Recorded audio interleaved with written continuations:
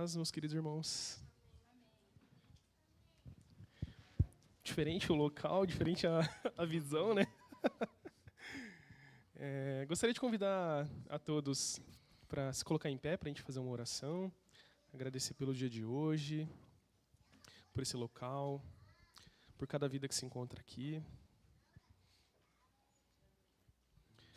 E o Senhor Deus, meu querido Pai, nos colocamos diante da Tua presença, Pai. Primeiramente, pedindo perdão pelas nossas falhas, pelos nossos erros, Deus.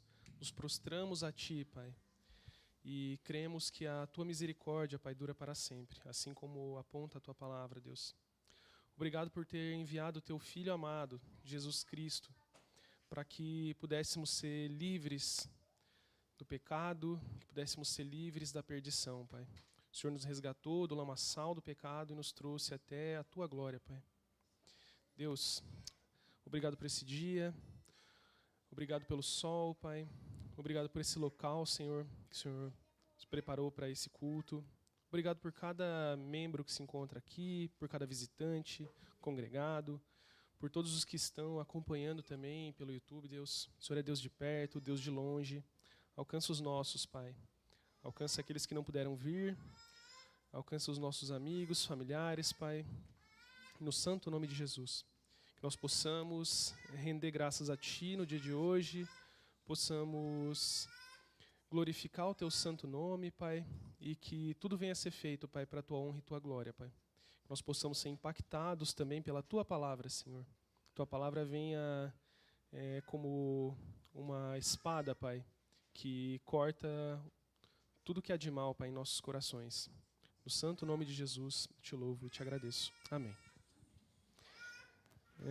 Como de costume, nós lemos um salmo a cada semana. Estamos no salmo de 116. São 116 salmos, aliás, 116 semanas lendo salmos. Glórias a Deus por isso. A Nath vai projetar aqui para a gente. Vou ler os versos ímpares e os irmãos os pares, para que a gente tenha uma leitura participativa. Tá bem? E, pessoal, está chegando. Chegando no Salmo 119. A gente tem que ver o que a gente vai fazer. Um salmo de gratidão, irmãos. Nós temos... Os jovens têm estudado no GR Jovem os atributos de Deus, Deus se revelando enquanto Criador. E nessa sexta-feira a gente falou sobre a bondade de Deus. E vai cair muito bem aqui. Uma reflexão sobre quanto Deus é bom. Quão não merecedores nós somos, mas Deus nos resgata, Deus nos alcança. E glórias a Ele por isso. Amo o Senhor, porque Ele ouve a minha voz e as minhas súplicas.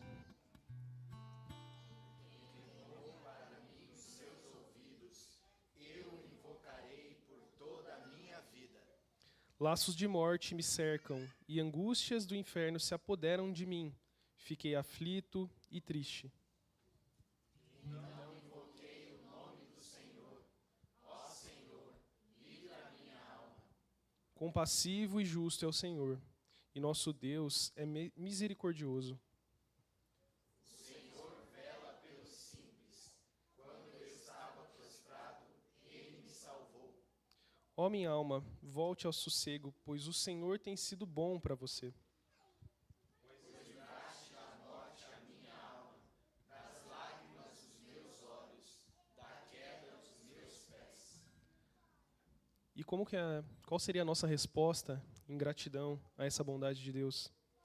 Andarei na presença do Senhor, na terra dos viventes. Eu cria, mesmo quando eu disse, estou muito aflito. Eu disse na minha perturbação, todas as pessoas são mentirosas. E darei ao Senhor por todos os seus benefícios para comigo. Erguerei o cálice da salvação e invocarei o nome do Senhor. Cumprirei os meus votos ao Senhor, na presença de todo o seu povo. Preciosa é, aos olhos do Senhor, a morte dos seus santos.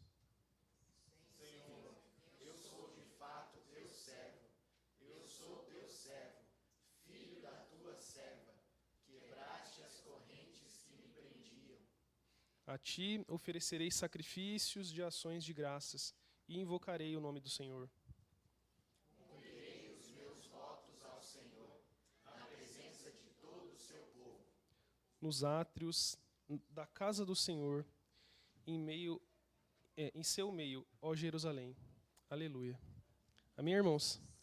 Nós possamos, nessa manhã, louvar esse Deus bondoso, possamos cultuá-lo com ações de graças, esse Deus que é tão maravilhoso para nós. Amém? Graça e paz, bom dia. Vamos cantar ao nosso Senhor.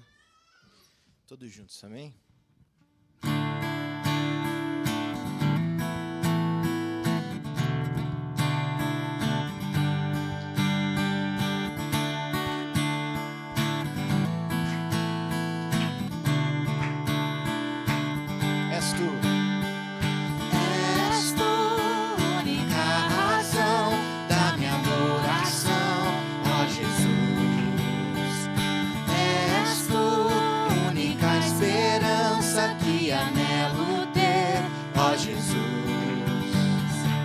Confiei em ti, fui ajudado. Tua salvação tem me alegrado. Hoje há gozo em meu coração. Com meu canto te louvarei. Eu te louvarei. Te glorificarei. Eu te louvarei, meu bom Jesus. Eu te louvarei, te glorificarei. Eu te louvarei, meu bom Jesus. És tu única razão da minha adoração, ó Jesus. És tu única esperança que anelo ter, ó Jesus. Confiei em ti, fui ajudado. Tua salvação tem me alegrado. Hoje há gozo em meu coração. Com meu canto te louvarei. Eu te louvarei, te glorificarei. Eu te louvarei, meu bom Jesus. Eu te louvarei, te glorificarei. Eu te louvarei, meu bom Jesus.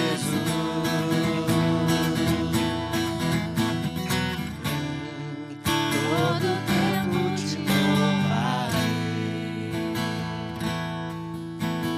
Em todo tempo te adorarei. Em todo tempo. Em todo tempo te louvarei. Em todo tempo te adorarei. Eu te louvarei, te glorificarei. Eu te louvarei, meu bom Jesus. Eu te louvarei, te glorificarei. Eu te louvarei, meu bom Jesus. Glória a Deus, obrigado, Senhor. Tu és poderoso, Jesus.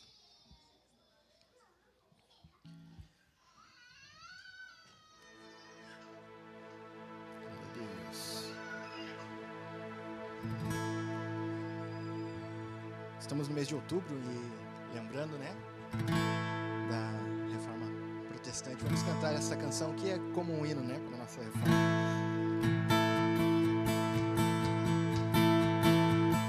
Castelo forte é o nosso Deus.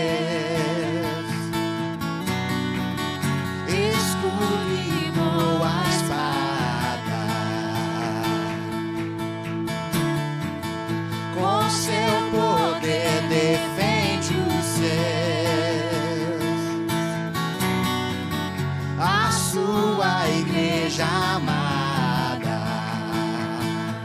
Com força e com furor, nos prova o tentador, com artimanhas tais e astúcias infernais.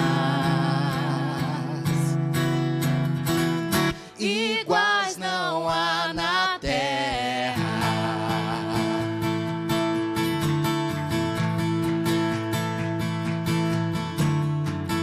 A nossa força nada faz.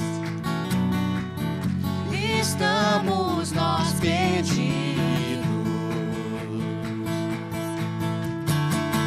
mas nosso Deus socorro traz, e somos protegidos. Defende-nos, Jesus, o que venceu na cruz, Senhor dos altos céus, que sendo o próprio Deus triunfa na batalha.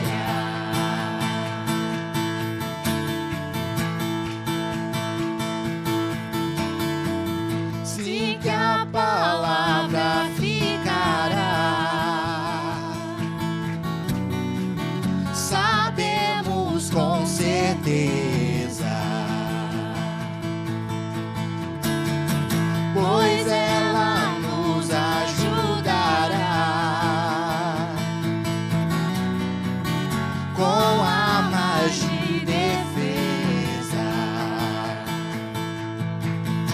Se temos de perder família, bens, poder, embora a vida vá, por nós Jesus está,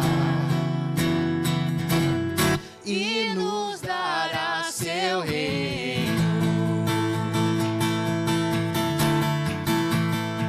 Castelo forte, castelo forte é o nosso Deus. Castelo forte é o nosso Deus. Castelo forte é o nosso Deus. Castelo forte é o nosso Deus. Glórias a Deus. Aleluia, Jesus. Nesse momento, irmãos, com o mesmo espírito de gratidão, de louvor a Deus, nós seremos guiados pelo Patrick e pela Mariana no próximo hino, já trazendo o clima da ceia que teremos hoje, e também que nós possamos agir com generosidade na casa de Deus, sejam através do dinheiro físico, com os envelopinhos, ou através do Pix da igreja. Os visitantes não se sintam constrangidos, esse é um momento particular dos membros da igreja, tá bem? Onde nós possamos ofertar e dizer que Deus é bom, inclusive com os nossos recursos. Amém? Glória a Deus.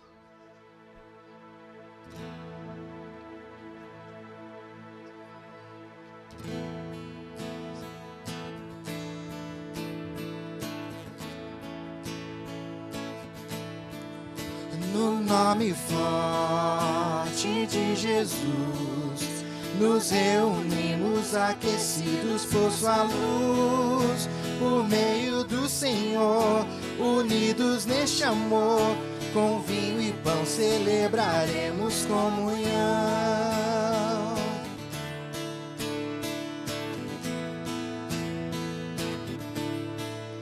No nome forte de Jesus, nos reunimos aquecidos por sua luz, por meio do Senhor, unidos neste amor, com vinho e pão celebraremos comunhão. Não me sinto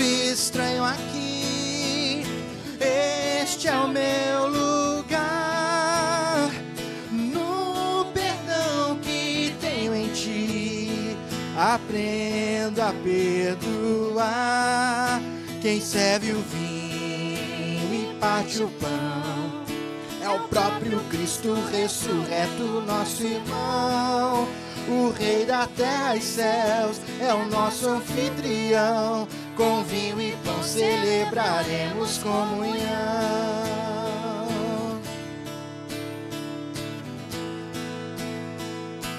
Não me sinto estranho aqui, porque este é o meu lugar.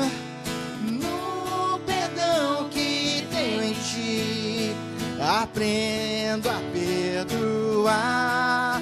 Quem serve o vinho e parte o pão é o próprio Cristo ressurreto e nosso irmão. O Rei da terra e céus é o nosso anfitrião. Com vinho e pão celebraremos comunhão. Entre o povo do Senhor, verdadeiro lar, Cristo está presente aqui, neste celebrar. E logo vamos nos reunir no grande encontro preparado que há de vir, na glória do Senhor, em todo resplendor. Com vinho e pão celebraremos comunhão. Com vinho e pão celebraremos comunhão. Com vinho e pão celebraremos comunhão.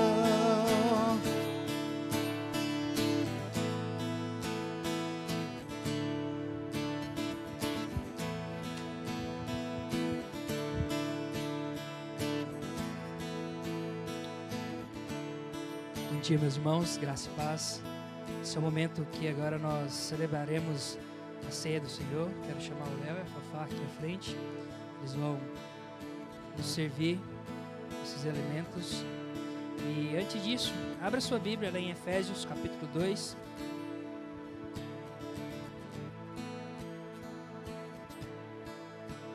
Efésios capítulo 2, nós vamos ler do verso 1 ao verso de número 10. Efésios, capítulo 2, do verso 1 ao verso de número 10.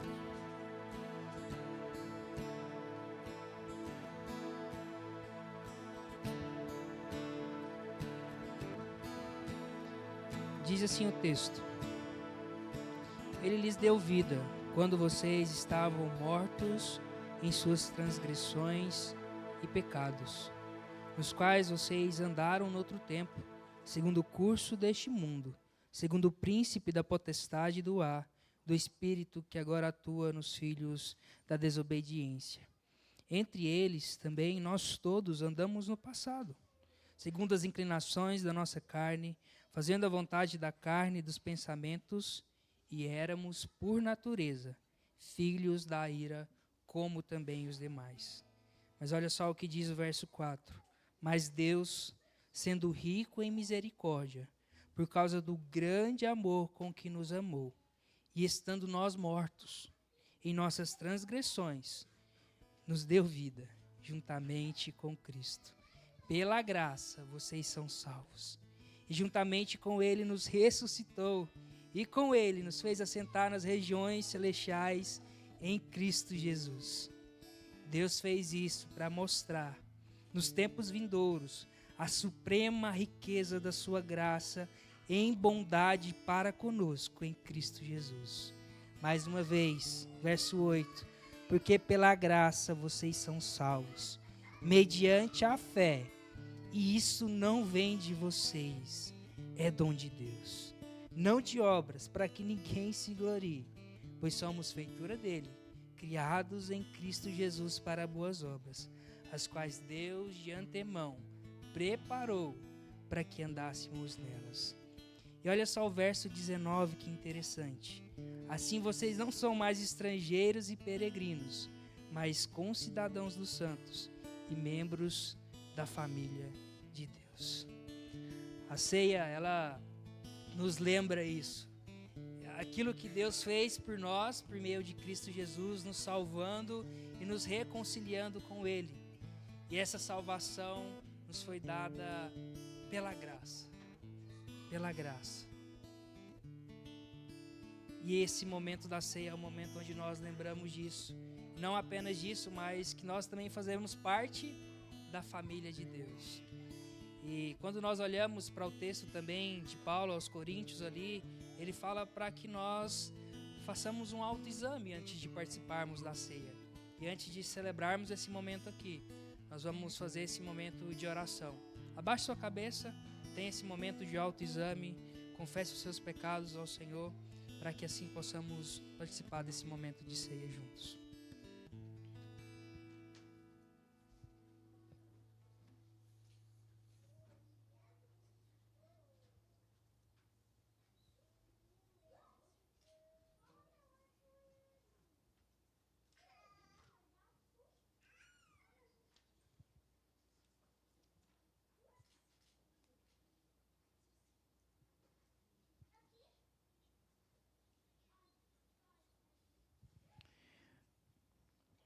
Senhor Deus, nós nos colocamos diante do Senhor em arrependimento, Pai.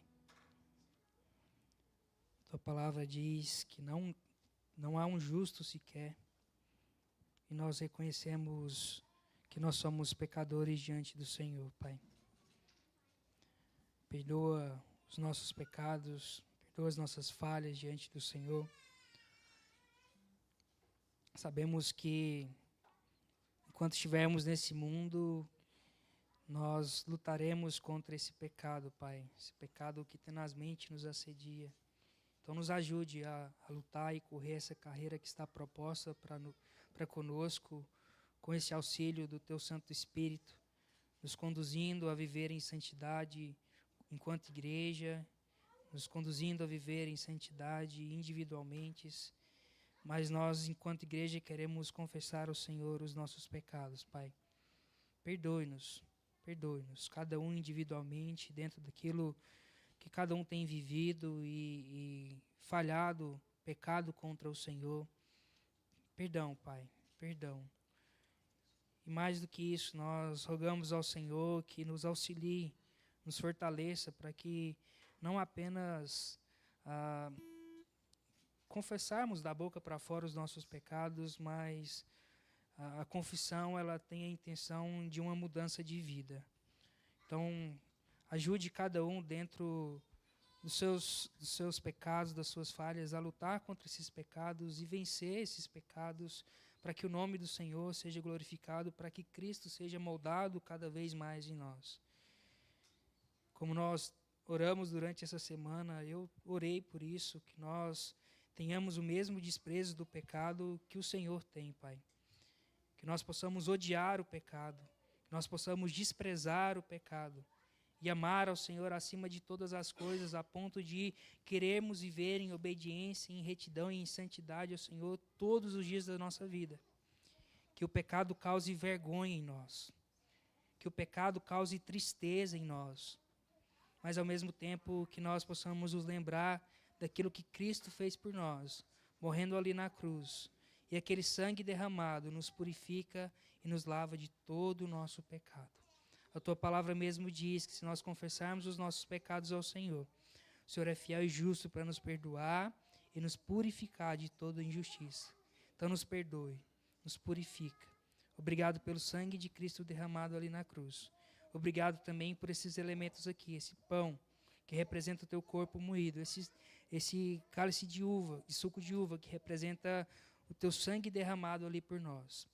E que nós possamos participar desse momento, relembrando aquilo que Cristo fez, relembrando que nós fazemos parte de um corpo, e que nós temos compromisso com esse corpo, e relembrando da esperança que nós temos da volta gloriosa de Cristo Jesus. Como nós lemos na Tua palavra, nós ressuscitamos com Cristo Jesus. Nós ressuscitaremos com Cristo Jesus. Nós já participamos do Teu reino. Então, obrigado por isso, por esse amor tão grande e nos transportando das trevas para a Tua maravilhosa luz. Em nome de Jesus. Amém. Meus irmãos, esse momento da ceia é um momento onde você que está em comunhão com o Senhor, você que faz parte de uma igreja local, você que está em comunhão com essa igreja local, você pode participar desse momento de ceia. Não é só apenas ceia da igreja cristã evangélica, mas é uma ceia da igreja do Senhor. Então, se você está em comunhão com o nosso Senhor, se você está em comunhão com a igreja local, faça parte desse momento junto, para que nós possamos juntos participar desse momento tão importante para nós, que é a ceia do Senhor. Pode vir aqui na frente, o Léo e a Fabrícia estão aqui.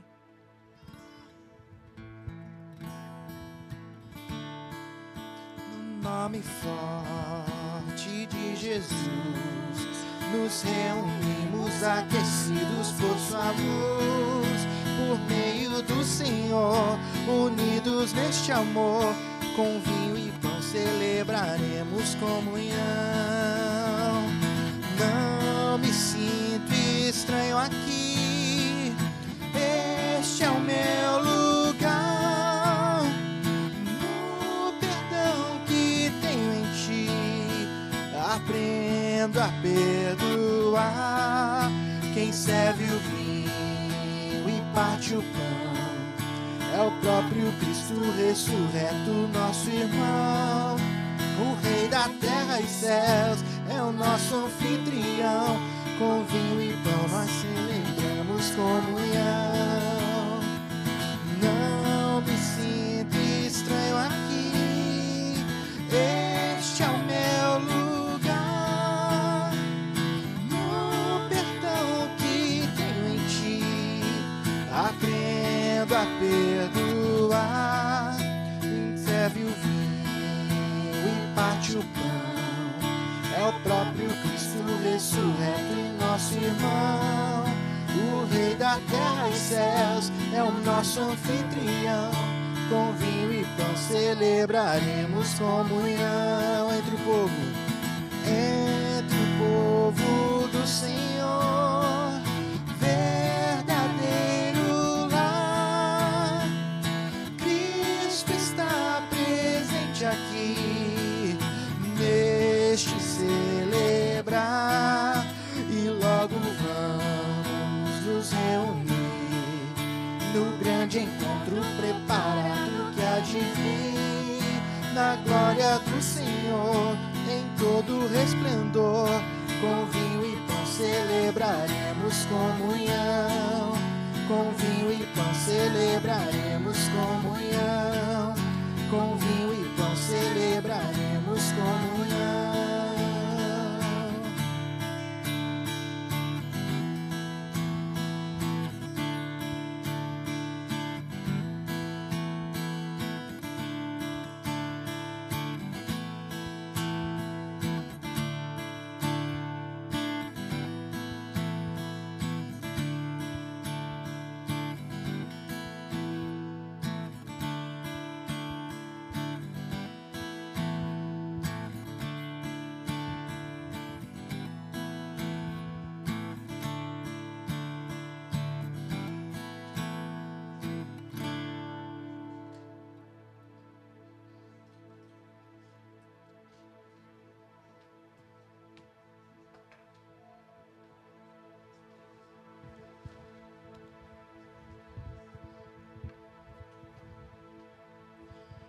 Jesus ali naquele momento de ceia com os discípulos, depois ali de se reunirem, ele chega aquele momento de partir o pão e o próprio Jesus diz para eles: isso é meu corpo, que é dado por vocês, por vós, façam isto em memória de mim. Vamos todos juntos comer do pão?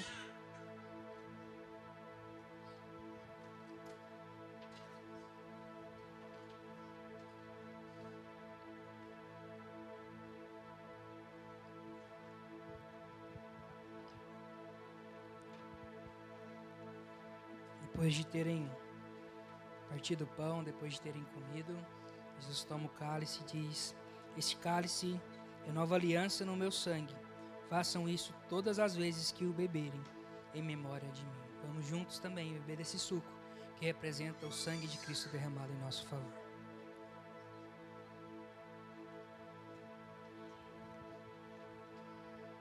Vamos orar mais uma vez? Pai, obrigado por enviar teu Filho para morrer ali na cruz por nós.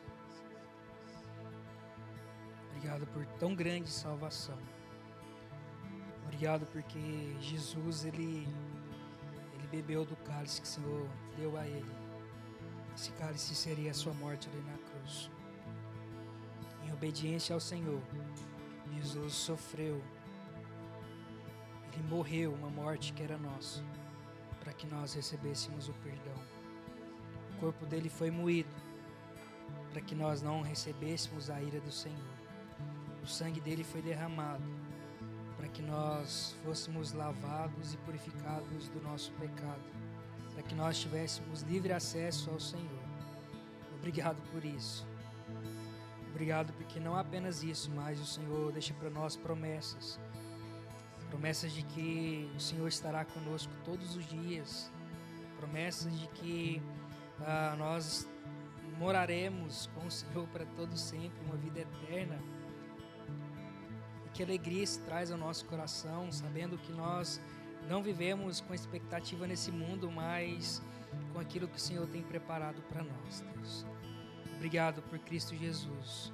Obrigado por aquilo que o Senhor fez através dele por nós. Pela tua graça e misericórdia demonstrada ali na cruz do Calvário. Nós que éramos merecedores da tua ira, mas ela foi derramada em Cristo Jesus. Obrigado por isso.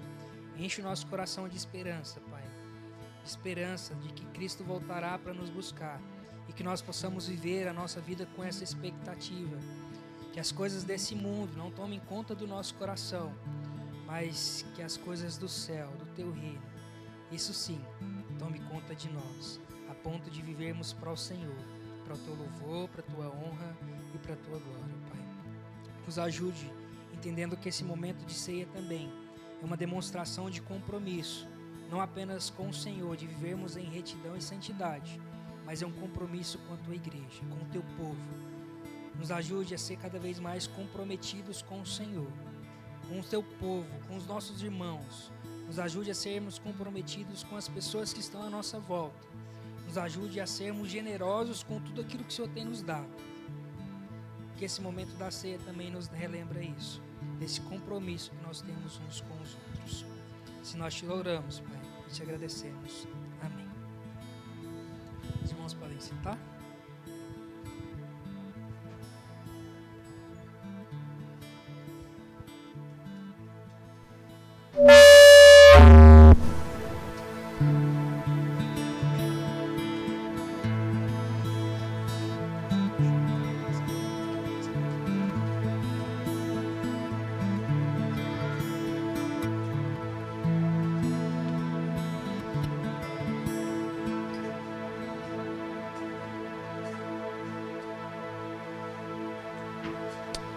Ei.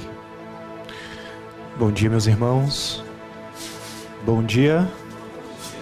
Graça e paz do Senhor Jesus seja sobre a sua vida. Amém? Amém? Que coisa boa. Um espaço diferente, mas sem dúvida o mesmo Deus, a nossa mesma fé, crendo que Ele está no controle de todas as coisas. Se você tem a sua Bíblia, abra comigo no Evangelho de Jesus, de acordo com o que escreveu Marcos.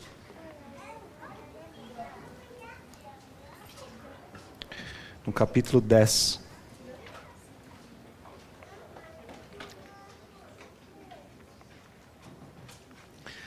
Todos os domingos de ceia, nós temos as nossas crianças conosco.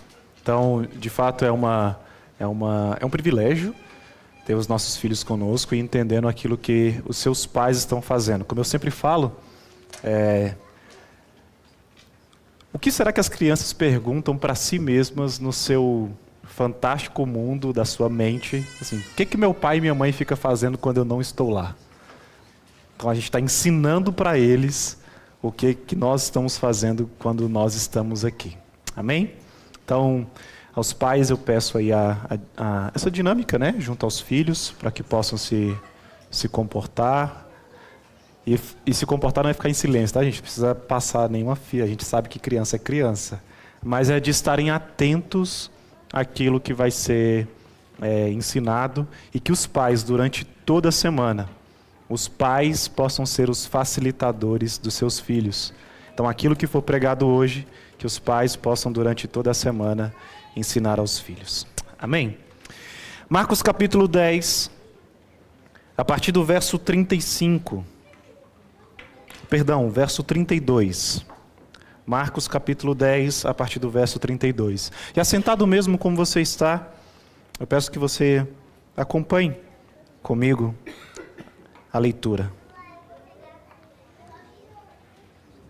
Vamos ler, crianças? Vamos ler? Vamos lá? Isso. Os adultos também, né? Vamos ler? Diz assim, Marcos 10, verso 32. Estavam a caminho, subindo para Jerusalém, e Jesus ia adiante dos seus discípulos. Estes se admiravam e o seguiam tomados de apreensões. E Jesus, chamando outra vez os 12 para um lado, começou a revelar-lhes as coisas que deviam acontecer com ele, dizendo: eis que subimos para Jerusalém, e o Filho do Homem será entregue aos principais, cuspir nele, açoitá-lo e matá-lo. Mas, depois de 3 dias, ressuscitará. O verso 35 diz assim: então se aproximaram dele Tiago e João, filhos de Zebedeu, dizendo: mestre, queremos que o Senhor nos conceda o que vamos pedir. E Jesus lhes perguntou: o que querem que eu lhes faça? E eles responderam: permite-nos que na sua glória nos assentemos um à sua direita e o outro à sua esquerda. Mas Jesus lhes disse: vocês não sabem o que estão pedindo. Será que podem beber o cálice que eu bebo? Ou receber o batismo com que eu sou batizado? Eles responderam: podemos. Então Jesus lhes disse: vocês beberão o cálice que eu bebo, e receberão o batismo com que eu sou batizado. Quanto a sentar à minha direita ou à minha esquerda, não me compete concedê-lo, pois é para aqueles a quem está preparado.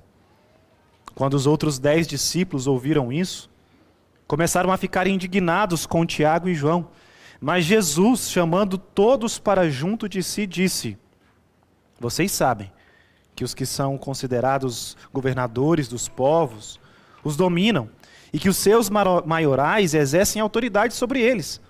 Mas entre vocês não é assim. Pelo contrário, quem quiser tornar-se grande entre vocês, que se coloque a serviço dos outros. E quem quiser ser o primeiro entre vocês, que seja servo de todos. Pois o próprio Filho do Homem não veio para ser servido, mas para servir e dar a sua vida em resgate por muitos. Vamos orar mais uma vez? Pai, a Tua palavra está diante de nós, e eu quero Te pedir, Senhor, que o Senhor produza e faça em nós tudo aquilo que é necessário para que saiamos daqui santificados, encorajados pela Tua palavra. Não nos permita, Senhor, cair em tentação. Deus, não me deixa atrapalhar o Teu Espírito Santo. Seja conosco, em nome de Jesus. Amém. O texto dessa manhã começa a encerrar uma série de atitudes ou atividades de Jesus que nós estamos vendo ao longo de todo este ano no capítulo de Marcos. Jesus, ele está indo para Jerusalém. E quando ele está indo para Jerusalém, ou enquanto ele está indo para Jerusalém, as pessoas estão cercando ele. Um pequeno grupo de pessoas se torna numa grande multidão. Veja isso. Um pequeno grupo de pessoas, a sua família, talvez ali sua mãe, os seus irmãos, se torna num grupo de discípulos, que se torna naquele grupo que é reconhecido como a sinagoga, entre 70 e 72 homens. se torna naquele grupo de 120 pessoas, se torna numa grande multidão. O que nós estamos vendo é que Jesus ele tem um foco, ele tem um objetivo, ele tem um caminho que ele está trilhando, que ele está traçando, um caminho que não foi proposto por ele, foi Deus o Pai que propôs para ele. Estão comigo? Foi Deus o Pai que propôs para ele, e agora ele não está propondo nada, ele não está inventando nada, ele simplesmente está submisso, ele está obedecendo a ordem que o seu Pai havia dado para ele. E qual que era essa ordem que ele havia dado? Olha, você vai lá, você vai derramar o seu sangue, você vai dar a sua vida, as pessoas só vão poder ser salvas ou encontrar comigo por meio de você, e depois que você sofreu o que você precisar sofrer, e nós vamos falar isso lá na frente, daqui a pouquinho, você vai ressuscitar, você reinará em glória, e essas pessoas então serão co-irmãs. Você vai ser o primogênito e eles serão junto contigo uma família, o corpo de Cristo. É para isso que você vai lá. Falando assim parece uma coisa bem trivial, né? Não, pode deixar que eu resolvo. Deixa comigo. Falando assim parece uma coisa que a gente manda ali no nosso grupo do WhatsApp, porque a nossa realidade é diferente, né? Nossa circunstância hoje é um pouquinho diferente. E é um WhatsApp que eu mando para o Urian, 22 horas da noite, assim, tá acordado ainda? Não, pode deixar que eu resolvo. É uma mensagem que eu mando para o Kleber, não, tudo bem. Quando na verdade não é isso que está acontecendo. E embora quando nós paremos para ler, parece ser uma coisa trivial, mas de fato não é. Eu quero separar o texto dessa manhã em pelo menos 4 partes. A primeira, dos versos 32 a 34. Os primeiros 3 versículos. O caminho para Jerusalém. A segunda parte é o pedido de Tiago e João. Os versos 35 a 40. A terceira parte é a indignação dos 10. Lembra que Jesus havia ficado indignado? Só que a indignação de Jesus é uma indignação santa. Aqui não tem santidade nessa indignação e nós vamos ver isso. E por último, a quarta parte, nós vamos ver o exemplo que Jesus nos dá. O exemplo de Jesus. Jesus, outra vez, ele está predizendo a sua morte. E as crianças, né, nas suas anotações da pregação aí, você pode colocar aí. Jesus diz mais uma vez que vai morrer. Jesus diz mais uma vez que vai morrer. Jesus ele se coloca à frente. Os discípulos estão junto com ele e aquela caminhada para Jerusalém está chegando no final. Ele de fato está próximo, ele está se aproximando do seu destino. O destino literal, o destino geográfico. E o destino dele espiritual, não que a caminhada não fosse espiritual, mas o destino para o qual o propôs era para ele caminhar, também estava chegando no final. A via dolorosa era cada vez mais real. O Monte das Caveiras cada vez era mais próximo. As cruzes estavam ali prontas não só para Jesus, mas para os ladrões ao seu lado. O julgamento das pessoas parece que cada vez ficava mais claro. Por quê? Porque cada vez mais a mensagem de Jesus começara a ficar exposta. Se antes ele falara de uma certa forma como que as pessoas não entendiam, as pessoas estavam perguntando, não, mas é isso mesmo? Eu não entendi bem. E lembra, vamos lá, me ajuda. Está fresco na nossa memória, sim ou não? Né? Pelo menos dos que já estão acostumados. Quanto mais Jesus explicava sobre quem ele era e de quem era a missão que ele estava cumprindo, mais os discípulos faziam o quê? Não entendiam. Parece que Jesus, e parece a modo de dizer, quanto mais ele explicava, mais os discípulos agiam de uma forma contrária. E aqui, aparentemente, não é diferente. Jesus ele está chegando perto e ele se coloca à frente. Jesus lidera os discípulos, mostrando então mais uma vez a sua coragem e a sua determinação. A liderança de Jesus é um exemplo de dedicação ao propósito divino. Não é o seu propósito. Não é aquilo que ele quer fazer. Não é como ele quer se relacionar. Não é. É como Deus diz que deve ser. Veja, a determinação de Jesus contrasta com o medo dos seguidores. Quanto mais Jesus afirma quem Ele é, quanto mais Jesus se aproxima de cumprir o propósito dele, mais aquelas pessoas, os seus discípulos, demonstram um medo, demonstram uma apreensão. E a apreensão que está aqui no verso 32, não é uma apreensão daquele tipo assim, nossa, nós vamos para um lugar novo. Eu quero conhecer, eu quero ver como é que é lá, porque o pastor só colocou aquela foto daquele negócio, mas eu quero saber, quero sentir lá como é que é o ambiente. Não é essa apreensão, é uma apreensão de receio, de medo. Então, quanto mais Jesus se mostra, mais as pessoas estão com medo daquilo que vai acontecer. E Jesus, então, parece que de alguma maneira, para poder acentuar aquele sentimento dos seus discípulos, ele prediz o seu sofrimento. Jesus profetiza o seu próprio sofrimento e morte. E ainda que haja uma discussão, na hora da escrita, será que realmente ele está falando de alguma coisa que eles já viram que aconteceu? Porque obviamente a escrita é pós-morte e ressurreição. Não, mas Jesus de fato estava dizendo aquilo que aconteceria lá na frente. Ele estava demonstrando conhecimento e aceitação. Veja, conhecimento e aceitação do seu destino. E não basta só conhecer. Ah, não, eu já sei. E os nossos filhos são bons nisso, sim ou não? Obrigado, gente, por não me deixarem sozinho nesse momento. Faz assim, não, eu já sei. Mas e se você... Não, eu sei. E aí você muitas vezes deixa, né? Aliás, gente, esse negócio de educação positiva não tem nada mais infernal do que isso. Mas a gente fala sobre isso depois. Não existe educação positiva com filhos crentes. Não é educação bíblica para filhos cristãos. Não é educação positiva. Mas volta. Eu já sei. Saber não é suficiente. E aqueles discípulos, eles realmente... Jesus estava mostrando para eles que ele sabia do que ia acontecer com ele no futuro, mas ele não só sabia, ele também estava aceitando o seu destino. E cumprindo cabalmente, ou seja, por total, aquilo que estava diante dele.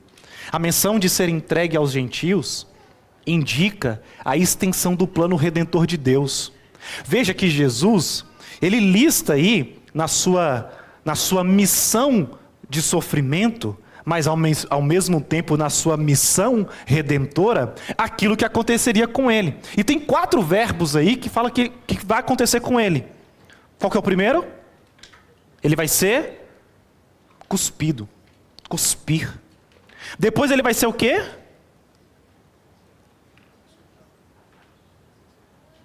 Pode ir lá no texto.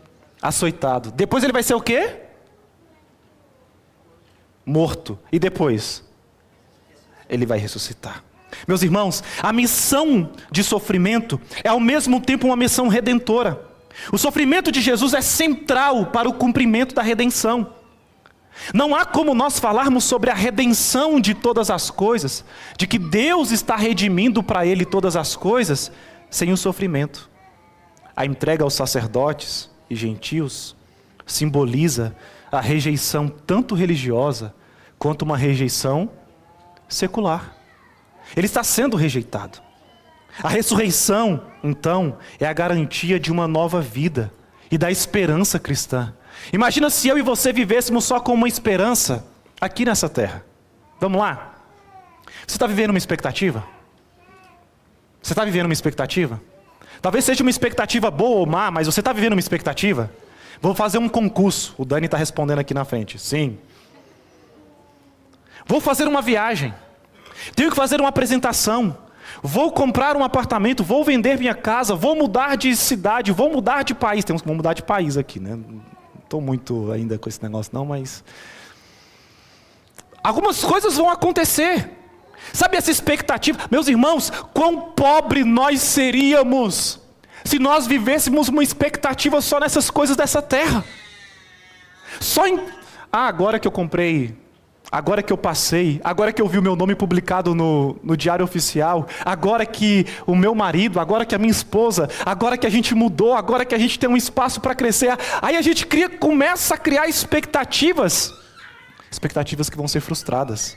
E vamos lá? Será que a gente não se frustra?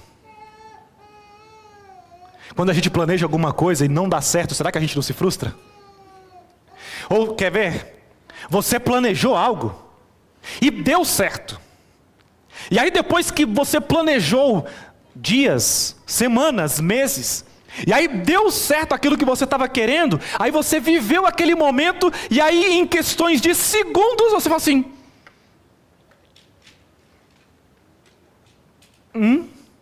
e agora? Você já viveu isso?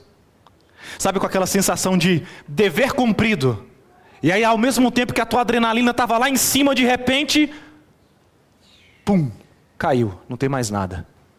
Sabe por que isso acontece? Porque nós somos humanos. E essa expectativa e essa apreensão que está sendo desenhada aqui por Cristo para os seus discípulos, mostrando e dizendo sobre aquilo que iria acontecer no caminho para Jerusalém, é muito clara. Olha, preparem-se. O Filho do Homem, ele vai sofrer. Eles vão condená-lo à morte.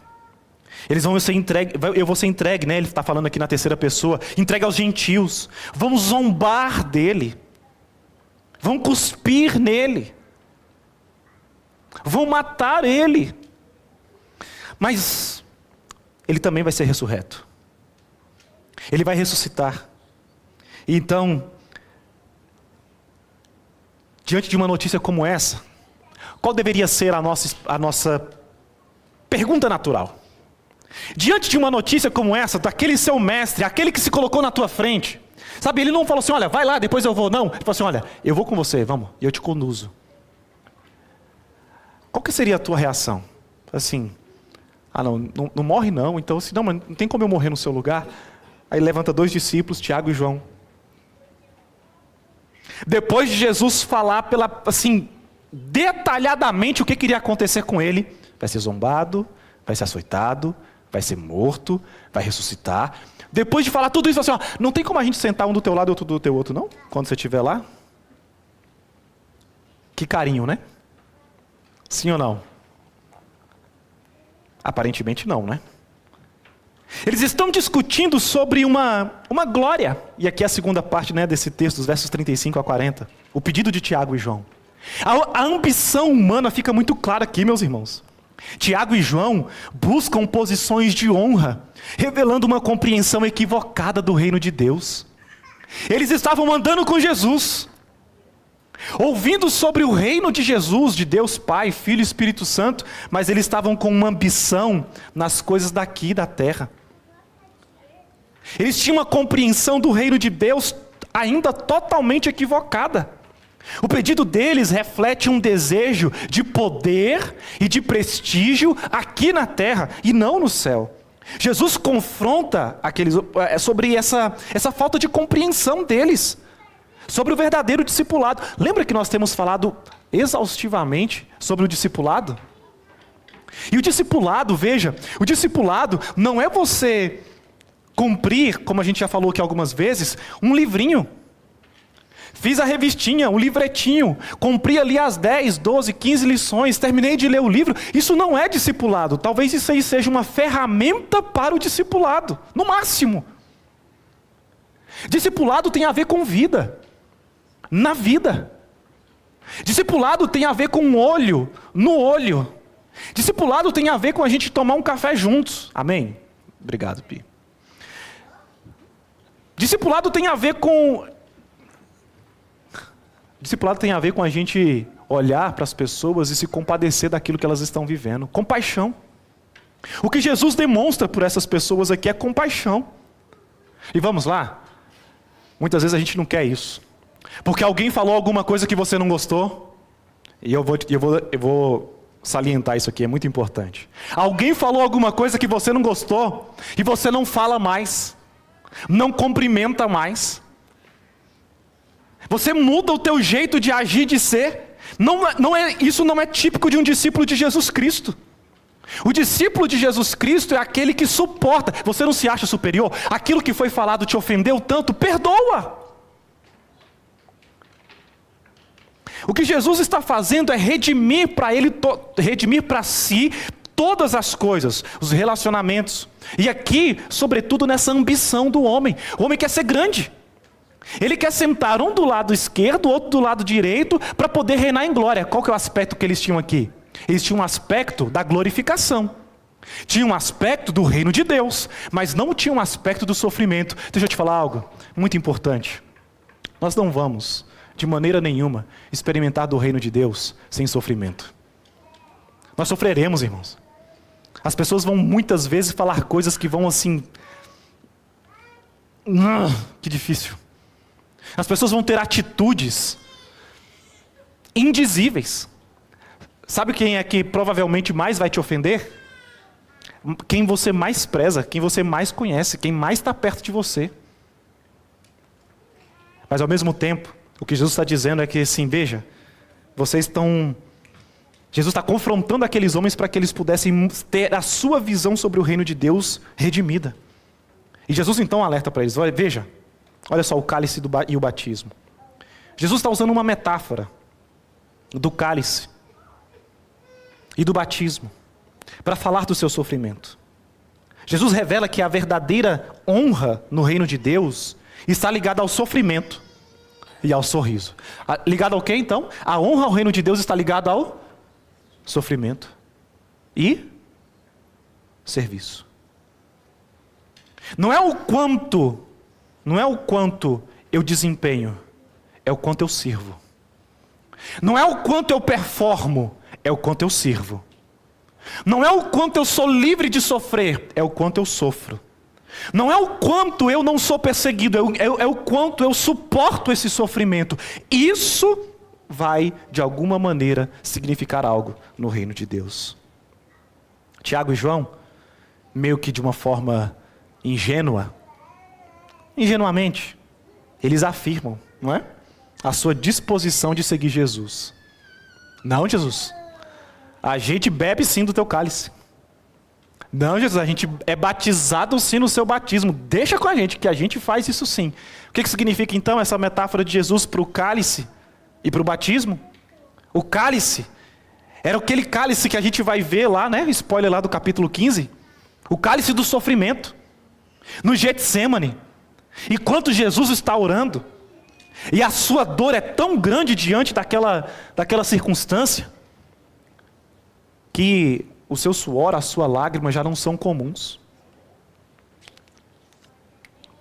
A sua oração não é comum. O pedido dele não é comum. Qual que é o pedido que Jesus faz? Se for possível, afasta, ou seja, vamos pular para a parte boa. Porque o que a gente quer? Vamos lá. A gente quer o quê? A parte boa. A gente quer a coroação. Muitas vezes o que nós estamos inclusive ouvindo em determinados tipos de pregação e música por aí, é um evangelho triunfalista. Do tipo, você vai ter, você vai conquistar, você vai ser, vai dar tudo certo. E meus irmãos, sim, isso tudo pode acontecer, sim ou não? Pode acontecer. Mas existe vitória sem luta? Nem com WO, irmão. Nem com WO. Porque até para o WO, você fez o quê? Você vai ganhar, não vai? Mas você tem que se apresentar. E para você se apresentar pronto para a batalha, vamos fazer aqui a analogia do esporte, o que você tem que fazer? Treinar, se preparar como se você fosse jogar. Chega no dia, depois de um preparo árduo, e dependendo aqui, né? Eu sei que tem uns atletas de fim de semana aqui, uma galera aqui, mas alta performance acho que não tem ninguém aqui, ainda. Muito sofrimento. Chega no dia, alongamento, alonga para um lado, veste a roupa, tá? E você tem que se apresentar na hora marcada para quê? Para que seja o W, ou seja, você tem que fazer todo o processo para poder chegar, porque se você não chegar lá, não adianta. E quem é que te garante que ele não vai se apresentar também? Nós precisamos estar atentos a isso, meus irmãos. E aqueles discípulos, como disse, de uma forma talvez ingênua, falam assim, não, a gente participa do teu cálice, mas é o cálice do sofrimento. É o cálice da zombação. É o cálice de ser açoitado, é o cálice de ser zombado, açoitado, é o cálice de ser cuspido, é o cálice de ser morto. É o cálice do sofrimento, por quê? Porque não pode haver glória se não houver sofrimento. E aqui nós vemos a soberania de Deus. Jesus deixa claro que as posições de honra são determinadas por Deus Pai. Não é Ele quem podia determinar aonde cada um iria sentar, se um do lado esquerdo ou do lado direito. É fato que a gente também vai ver, e você pode ver isso, Mateus 19 fala sobre isso, que aqueles discípulos, os discípulos de Jesus, os apóstolos, de fato iriam governar. Lembra disso? Literatura também de Apocalipse. Eles vão sim opinar. Mas aonde cada um vai sentar, isso pertence à soberania de Deus. Isso reflete o plano divino sobre todas as coisas. A resposta de Jesus corrige a visão de glória humana com uma perspectiva teocêntrica. Jesus está alinhando aquelas pessoas para que Deus seja o centro. Jesus ele está alinhando o pensamento deles. Jesus está alinhando a mentalidade deles. E aqui não é um alinhamento empresarial. Aqui não é, assim, a gente faz muitas vezes, né, sobre a estratégia do como vai ser, como que vai acontecer. Não, não é. Aqui é Jesus falando assim, olha, tenha o pensamento de Cristo. Tenha o pensamento de Deus. Deus é o centro e deve ser o centro da sua vida. Por quê? Porque vocês estão querendo coisas aqui na terra. Meus irmãos, nós somos levados por Deus, por meio de Cristo, ao sofrimento. E isso talvez significa suportar alguém que você não quer. Amar alguém que você não gostaria. Até algum tipo de relacionamento ou conversas que talvez não te agradem. Mas isso não significa que Deus não te ama ou que você não está no lugar certo. Deus está cuidando de você, está cuidando de nós. A terceira parte, como uma reação meio que óbvia. Você tem irmãos? Quem tem irmão? Deixa eu ver, quem tem irmão? Tem irmão? Tem irmãos? Beleza. Seu irmão, sua irmã, já ganhou um presente que você queria ganhar ou que você não ganhou, e você fala assim, é o que está acontecendo basicamente aqui. Não era um presente, mas era um pedido, era um pensamento. Olha só o que acontece. Os outros discípulos, os 10, ficaram indignados com o pedido de Tiago e João.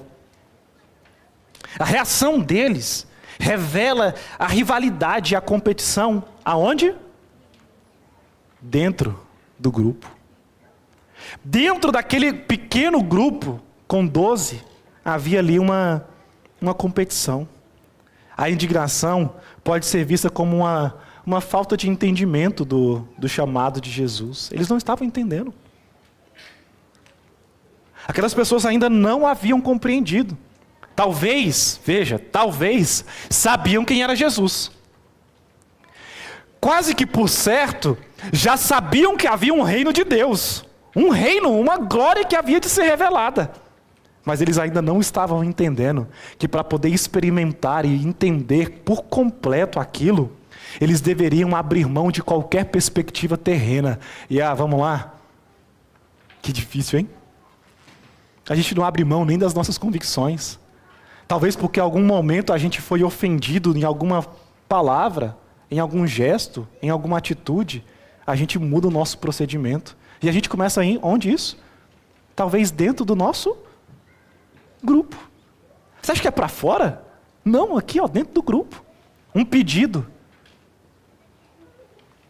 O pedido poderia ter sido despretensioso. Não acredito que tenha sido. Acredito que eles tinham um projeto de ambição terrena ali muito claro. Por quê? Porque quem está sentado do lado esquerdo e do lado direito, aparece aonde? Na pintura, irmão. Eu ia falar na foto, mas está ali. Você olha para a tela retratada e você olha para a figura central, sim ou não? E a figura é uma coisa que não é óbvia. Você vai olhar para onde? Para o imediato, para o lado. E o que eles estavam querendo era de fato isso. Um projeto terreno. Uma visão terrena. Algo para essa terra, e que você e eu podemos sim aplicar para tantas outras coisas que nós fazemos nas nossas vidas. E Jesus ele está falando está agindo e falando para que a dimensão daqueles discípulos possa ser reorientada para o reino de Deus. Não aqui. Vamos lá? Você acha que eu não quero ver a gente poder voltar aqui para esse auditório, ou para outro talvez, maior do que esse, e ver mais pessoas? Não muito mais, tá? Mas assim, mais pessoas? Sim. Mas ao mesmo tempo que a gente tem, ou pelo menos vou falar por mim, que eu tenho essa expectativa, eu sei que eu já não vou mais saber o nome de todas as pessoas.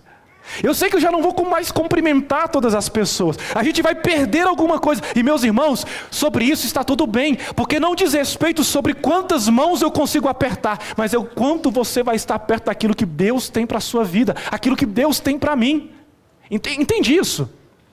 Nós temos expectativas, nós temos ambições, e tudo bem, nós só não podemos ter expectativas e ambições que sejam egoístas, centradas em si mesmadas. Nós precisamos colocar Deus no centro das nossas expectativas, devemos colocar Deus no centro das nossas apreensões, devemos colocar Deus no centro de tudo, porque ainda que seja complicado, complexo, ainda que seja assim muito difícil, nós sabemos em quem nós temos crido, no Senhor Jesus. E se Ele disse, se Ele está na frente nos conduzindo, confia.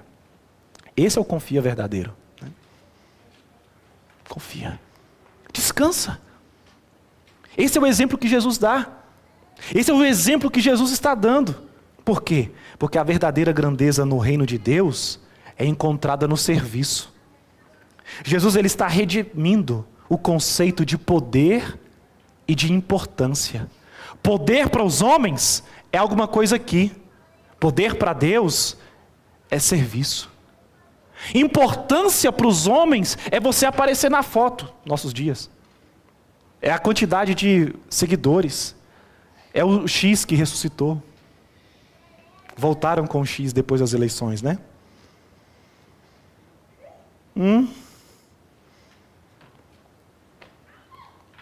Para Deus, importância é o quanto você se olha, ou olha para a pessoa que está perto de você e fala assim: como é que eu posso ser útil?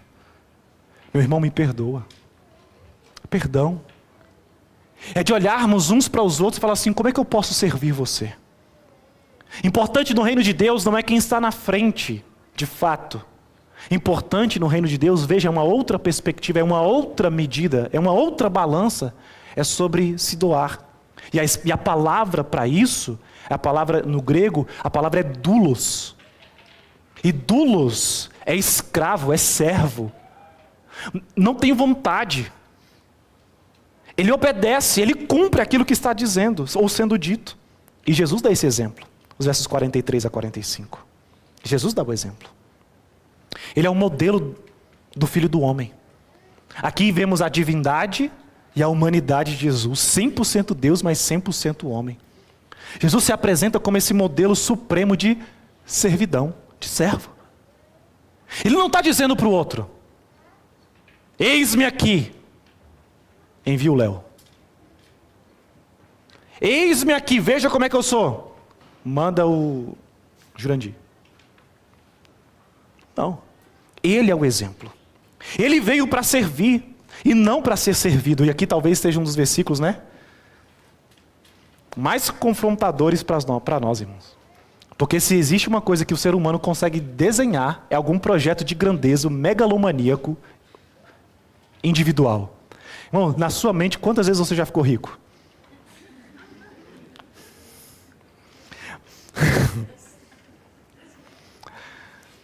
Na sua mente você já, ou pelo menos na sua mente não, gente. Tem gente que é nem na mente.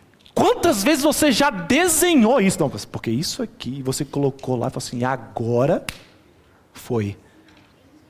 De novo, não está errado. Não está errado. O problema é quando isso toma toda a sua mente e você deixa de seguir Jesus e de vê-lo como um exemplo. E Jesus se apresenta como servo, meus irmãos. Servo. Não tem a ver sobre quantos lugares a Igreja Cristã Evangélica de Curitiba vai preencher. E ainda que a gente tenha visto aqui, né? Quando a gente está lá no outro espaço, fica todo mundo mais cheinho, né? Porque tem muito espaço. Sabe quem são os responsáveis por esses espaços vazios? Nós mesmos.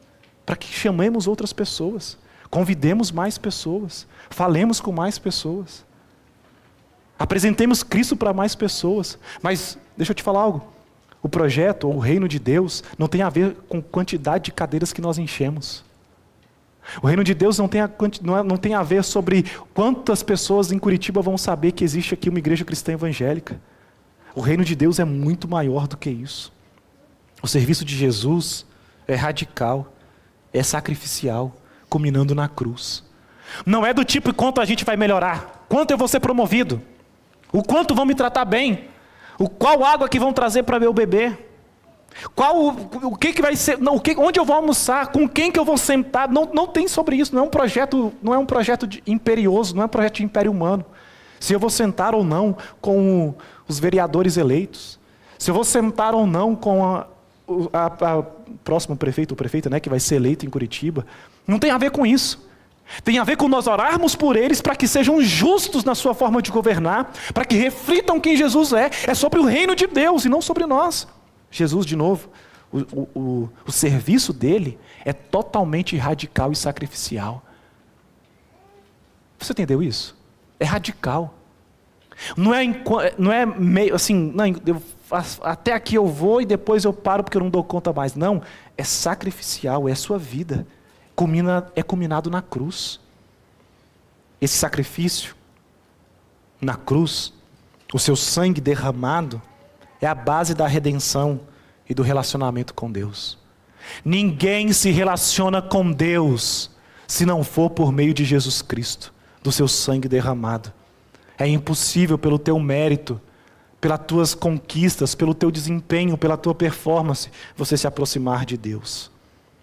Meus irmãos, a morte de Jesus tem um propósito redentor, alcançando muitos. E esse verso aí, né? O último verso, 45, ele é base de discórdia milenar sobre o muitos, todos.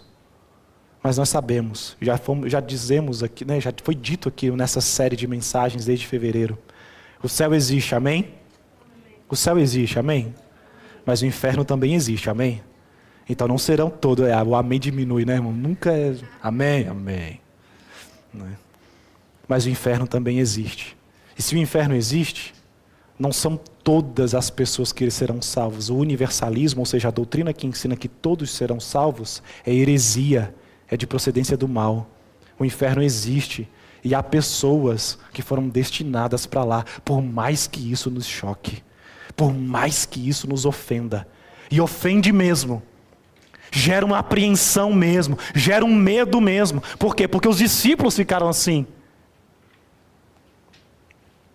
A entrega de Jesus é voluntária, é substitutiva. Não é que nós daríamos conta de morrer e aí, não, deixa que eu morro no seu lugar. Não, a gente não daria conta de morrer em hora nenhuma. E ele morre a nossa morte, para que nós pudéssemos viver a vida dele. A soberania e a providência de Deus são incríveis. O plano redentor de Deus é executado na vida, na morte e na ressurreição de Jesus. Eu vou repetir. O plano redentor de Deus é executado na vida, na morte e na ressurreição de Jesus. A predestinação das posições de honra no reino celestial aponta para a soberania divina sobre todas as coisas. É de Deus essa responsabilidade. O seguimento de Jesus, ou seguir Jesus, implica sofrer com Ele. Tá bom? Não tá bom não, mas tá, né? É o que nós temos. É o que está diante de nós. É partilhar com Ele dos seus sofrimentos e entender que a glória do reino de Deus é paradoxalmente ligada ao serviço humilde e sacrificial. É quando nós agimos com humildade e sacrificialmente que o reino de Deus é manifesto, que nós alcançamos Ele. Esse é o verdadeiro discipulado.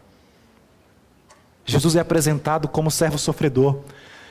Eu tenho um desafio para você e para a sua casa. Leia Isaías 53. Isaías 53 versa sobre o servo sofredor, viu? Isaías 53. Jesus é apresentado como servo sofredor, cuja vida e morte são o clímax do plano da salvação. Sua identidade como filho do homem destaca sua divindade e humanidade, sendo ele o mediador perfeito. Eu quero finalizar aplicando isso para você. Em primeiro lugar, busque servir aos outros com humildade. Sirva. Sirva com humildade. Pastor, não tenho muito. É com esse pouco mesmo. Sirva com humildade. Reconheça que a verdadeira grandeza no reino de Deus é encontrada no serviço sacrificial. É se doando. Gente, não é fácil não. A gente coloca dos nossos recursos, a gente coloca do nosso tempo. A gente coloca daquilo que a gente tem. É isso aí. Segundo, aceite o sofrimento. Aqui a gente não vai pregar outra coisa, meus irmãos. Venha para cá e pare de sofrer. Está na igreja errada. Veio se reunir com o povo errado. Aceite o sofrimento. Como discípulos de Jesus, devemos estar dispostos a aceitar o sofrimento como parte do nosso chamado. Veja, o sofrimento é parte do nosso chamado. Você acha que vai ser fácil você se manter em pureza? Você acha que vai ser fácil você se calar? Você acha que vai ser fácil você baixar a cabeça? Você acha que é fácil levar o desaforo para casa? Não, mas entenda, aceite o sofrimento como parte do seu chamado. Confie que Deus tem um propósito redentor em todas as nossas tribulações. Terceiro, imite a Cristo. Tomás de Kempis, ele tem um livro chamado A Imitação de Cristo. O Jonas Madureira, teólogo e pastor batista, ele escreve pelo menos 2 livros. Um, A Inteligência Humilhada, que é muito bom, e o Curso do Discipulado. Inclusive, a recepção de novos membros aí, acho que alguns ganharam, né? Esse livro. Tem umas cabecinhas fazendo assim. Imite o Cristo. Cristo é o nosso modelo de vida.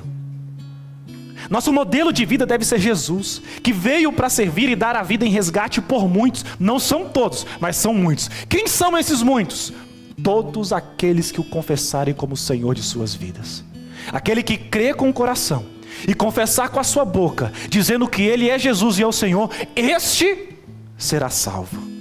O batismo não confere salvação, mas crer no Senhor Jesus Cristo, confessar com a sua boca, isso sim. O batismo é o quê? O batismo é um distintivo.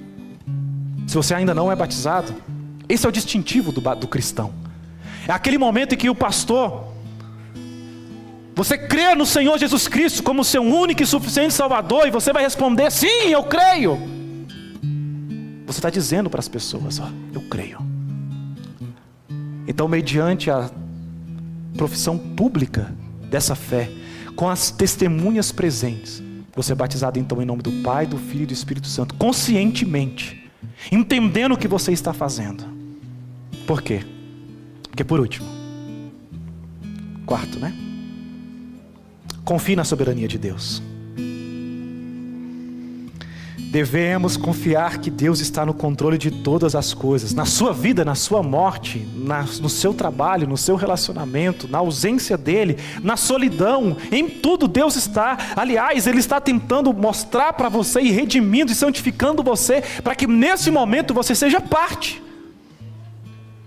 Confie que Deus está no controle, inclusive das posições e dos papéis que desempenhamos em seu reino. Funções, cargos. Nós não estamos aqui por conta de função, de cargo. Nós estamos aqui por conta de Cristo. Mas também nisso Ele manifesta a soberania dEle. Meus irmãos, nós precisamos trabalhar. Veja, nós precisamos trabalhar. É trabalhoso, é custoso. Nós devemos trabalhar para manter a unidade e a comunhão no corpo de Cristo. Tem alguma coisa que te ofendeu? Desculpe-se. Peça perdão. Vá até a pessoa. Amontoe brasas na cabeça dela. Deixa ela ficar sonhando com você. É isso que nós devemos fazer. Com trabalho, é com operosidade. Tem um custo. Evite as rivalidades e competições, como os discípulos aqui. E nós, como igreja que está em crescente, né? A gente está aí numa crescente. Nós precisamos estar atentos com isso. Por quê? Porque daqui a pouco a gente não vai conhecer todo mundo. E é muito fácil a gente ficar aqui com as facções. Você é de qual facção? Eu sou da facção dos plantadores. Eu sou da facção dos membros fundadores. Tem uns aí que, né? Eu sou da facção dos que chegaram agora, já cheguei e já estava assim. Meus irmãos, não vem me perguntar quem é que vai sentar do meu lado. Pergunta pro pastor Paulo. Pergunta pro Léo, pro Ricardo. Pergunta pra outra pessoa. Nós não. Nós vamos ser daqueles que vão promover a paz, que vão trabalhar pela comunhão. Diferentes, sim, meus irmãos, nós somos diferentes. Tem gente que é de um jeito, tem gente que é do outro. Glória a Deus por isso, né? No meio da pluralidade, nós promovemos a unidade. E focados totalmente em cooperar para o avanço do reino de Deus. Eu creio, se não esse lugar que a gente vai começar a negociar, eu creio num espaço onde nós reuniremos uma quantidade significativa de pessoas, ao ponto das pessoas olharem para nós, mas não por conta da quantidade, pode ser também, mas olharem para nós e falar assim: ali tem uma comunidade de fé que vive em perfeita comunhão. Ali há discípulos e seguidores de Jesus que andam em profundidade de fé, perdoando uns aos outros, avançando e fazendo o reino de Deus avançar. Ali vai um grupo de pessoas, sim, mas eles não têm falhas? Claro que tem, começando do pastor. Mas ali vai um grupo que se reúne em nome do Senhor Jesus Cristo. Porque a igreja não é um prédio. Cadê a Mari? Mari, o que é a igreja? Pessoas. A igreja não é uma poltrona. A igreja não é um prédio com ar-condicionado, com PA, com não sei o quê. Não. A igreja são pessoas. A estrutura serve a igreja. Mas se não tiver comunhão, se não tiver corpo, que igreja é essa? Que esse alerta dos discípulos, que esse entendimento sobre o reino vindouro, sobre a zombaria, a morte, sobre tudo isso que Jesus vai enfrentar, inclusive a ressurreição ao terceiro dia, possa estar claro nas nossas mentes e corações. Que olhemos uns para os outros, participemos dos momentos de comunhão, participemos dos nossos grupos de relacionamento, participemos do culto, convidemos pessoas, falemos de Jesus para outros, para que mais pessoas possam experimentar daquilo que nós estamos experimentando. Um amor que não teve medida, um amor que morreu para que nós pudéssemos ter vida, e vida com abundância.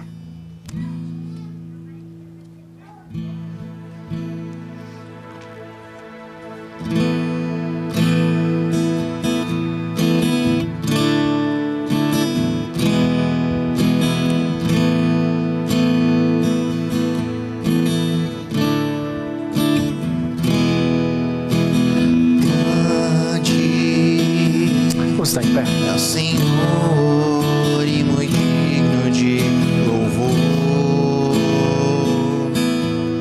na cidade do nosso Deus, seu santo monte, a alegria de toda a terra.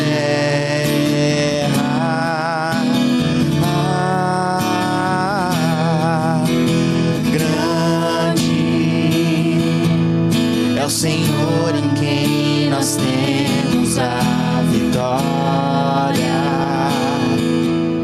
e que nos ajuda contra o inimigo. Por isso diante dele nos prostramos.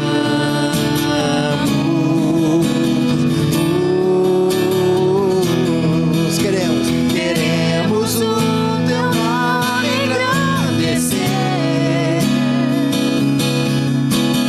e agradecer-te por tua obra em nossas vidas.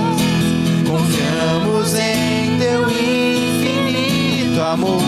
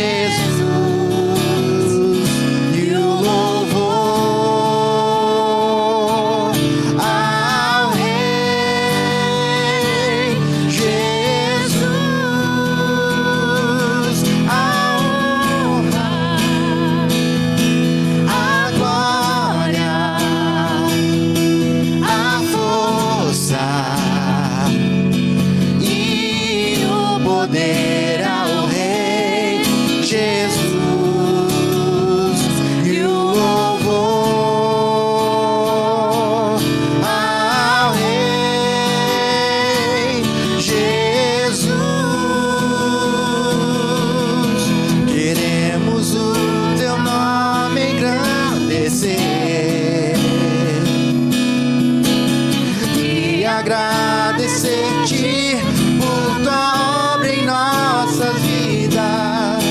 Confiamos em teu infinito amor, pois só tu és o Deus eterno sobre toda a terra e céu. Queremos o teu nome engrandecer e agradecer-te por tua obra em nossas vidas. Confiamos em teu infinito amor, pois só tu és o Deus eterno sobre toda a terra. Pois só tu és o Deus eterno sobre toda a terra e céu.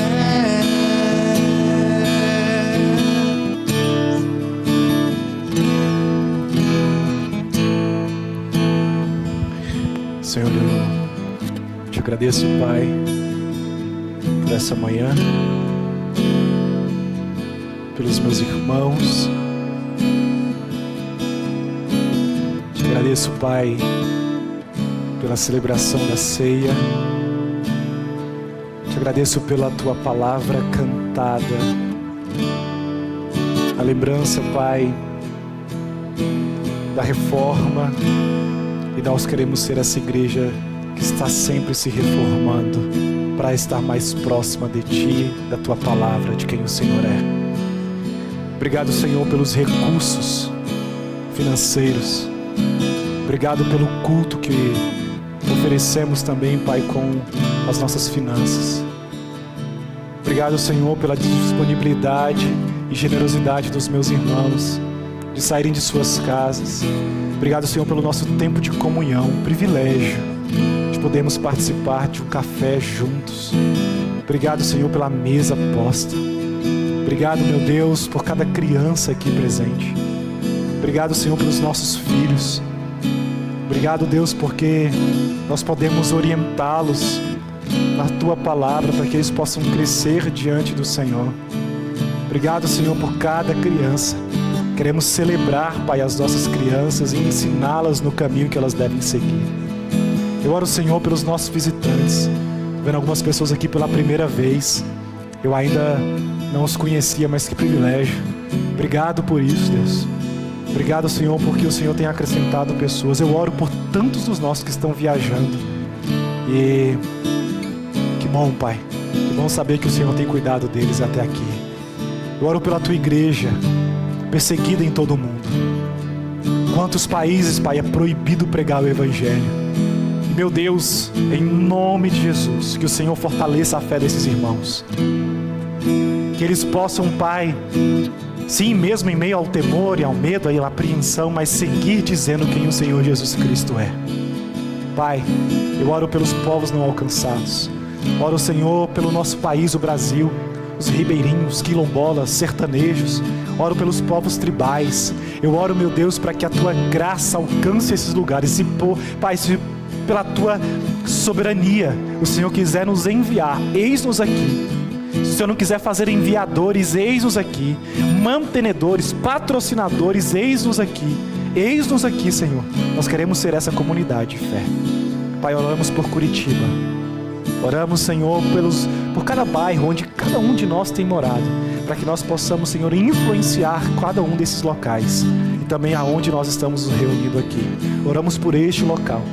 Oramos por aqueles que coordenam, os donos. Oramos por quem gere, por quem dirige, Senhor, esse local, para que em nome de Jesus nós possamos encontrar favor diante dessas pessoas. Tem misericórdia de cada um deles. Eu oro, Pai, por cada família aqui da igreja, cada família, cada casal, cada homem, cada mulher, Pai, os solteiros, os jovens. Oramos, Senhor, por todos, para que a Tua graça, Pai, seja manifesta hoje e sempre, em nome de Jesus. Com o amor de Deus, o nosso Pai, a graça do nosso Senhor e Salvador Jesus Cristo, a comunhão, o consolo, o conforto, a consolação do Espírito Santo, seja com todos nós aqui, com todo o povo de Deus, hoje e sempre. Amém, amém e amém. Senhor Deus seja com você, que Ele faça prosperar o trabalho das suas mãos, Ele faça prosperar os seus estudos.